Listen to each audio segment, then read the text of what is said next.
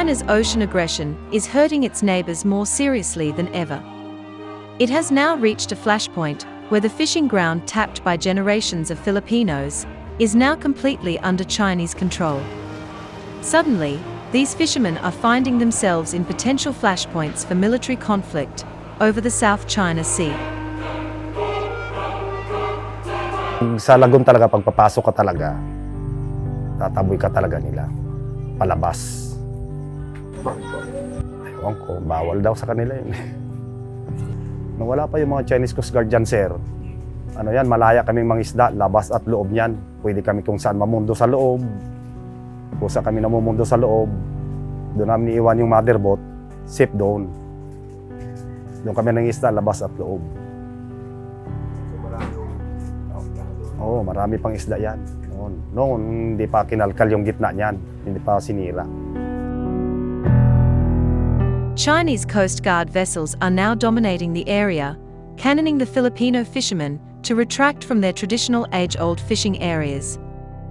It began in 2012 when China snatched control of the small ring of reefs from the Philippines. Kasi masakit talaga sa loob na hindi kapayagan din mangisda doon. Biruin mo, sila lang may karapatan mangisda doon sa loob. Samantalang sa atin yung Scarborough Shoal. Parang na rin, sir, para ka magnanakaw sa sarili mong bakuran. Ganun na lang, parang pakiramdam mo. Parang yung lahat na kami doon na mangisda, ganun ang nasasabi namin. Para naman tayong nito, yung dumayo sa ibang bansa na samantalang atin ito, tayo pang binabawalan. China and Taiwan both claim sovereignty over almost the entire sea, while the Philippines, Vietnam, Malaysia and Brunei have competing claims to parts of it. Trillions of dollars worth of ship-borne trade passes through the waterway annually, and naval vessels from the United States and Western allies sail through it regularly. Experts say China's aggressive quest for control over the South China Sea is more about prestige than control of resources. Essentially, what China wants in the South China Sea is for the other countries, the other littoral states, to acknowledge that China has a legitimate claim, that it has legitimate rights towards the oil and gas area and fisheries. It's more about prestige, more about a sense of that they have overcome the humiliations of the past, rather than actual access to those resources. Those resources don't matter as much to them.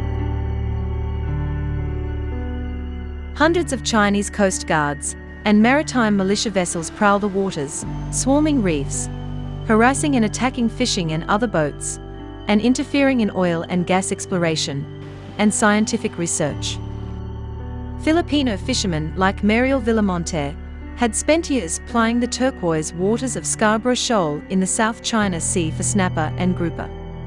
Now he finds himself a stranger to these waters, where Chinese vessels chase his outrigger before blasting it with high-pressure water. Yung papunta kami ng Scarborough, hinarang kami ng dalawang Chinese Coast Guard. Ngayon ang nangyari, nung pabalik na kami, binumba kami ng tubig sa loob ng mga 2 minuto. Hanggang na makaabot kami sa Lamang Malyahe, sinusundan pa rin kami. At nang hindi na kami makabalik sa Scarborough. Hanggat maaari, ayaw ko munang bumalik doon. Kasi ang hirap nandun eh. Wala ka nang i-income, mapapasubo ka pa sa sa ganong sitwasyon. Paano na lang kaya kung binangga kami? Kahoy lang yung bangka namin, samantalang bakal yung sa kanila. Anong laban namin doon? Wala. Ang isda kasi na ganito, sir, mabilis magbasag yung tiyan niya. Dapat sana yon, hindi na yon kukunin kasi siyempre palakihin muna para maski papano, mas mabigat yung kilo, mas marami kang may kakarga. Ngayon, sir, pati ganito kaliliit na yung sa loob ng 2 araw ipuputok na yung tiyan niyan, kinukuha na namin. Siyempre wala nang alternatibong pupuntahan na pagkabuhayan. China often invokes the so-called 9-dash line, a vague delineation based on maps from the 1940s, to justify its claims over the South China Sea. The Philippines brought a case before an international court disputing China's stance. The tribunal ruled in 2016 that Beijing's claims have no legal basis. China has since ignored the ruling, and tensions with the Philippines eased after former President Rodrigo Duterte set aside his country's legal victory and courted Chinese businesses instead. Ferdinand Marcos Jr., who took over from Duterte in June this year, has pledged to uphold the court decision and insisted he would not let China trample on Manila's maritime rights. But in the decade under President Xi Jinping, who is expected to secure a record third consecutive term in office this month, China has dramatically expanded its presence in the sea.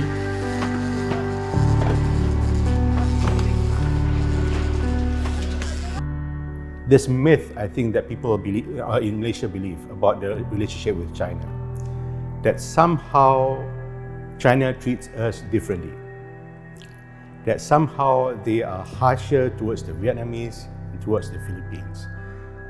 But it's actually a matter of proximity.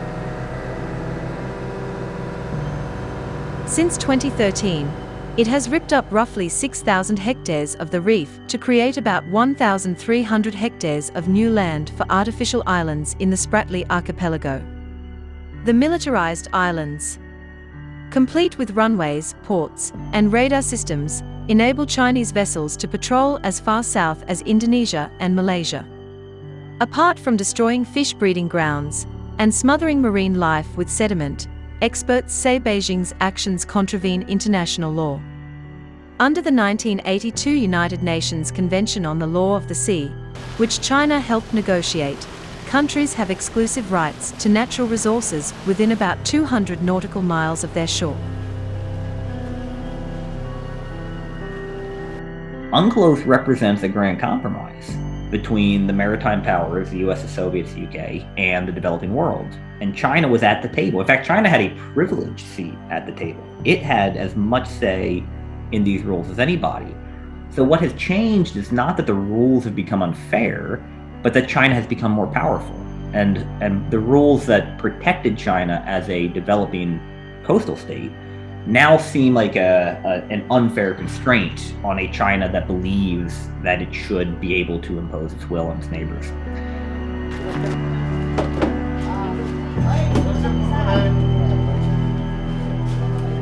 However, the biggest casualty of this supremacy are Filipino fishermen, who after decades of overfishing by countries surrounding the waters, have to spend longer at sea and resort to catching smaller fish. Even then, they sometimes struggle to break even. And China's growing assertiveness has not been seriously challenged by Southeast Asian countries due to deep divisions over how to respond and fear of retaliation if they do.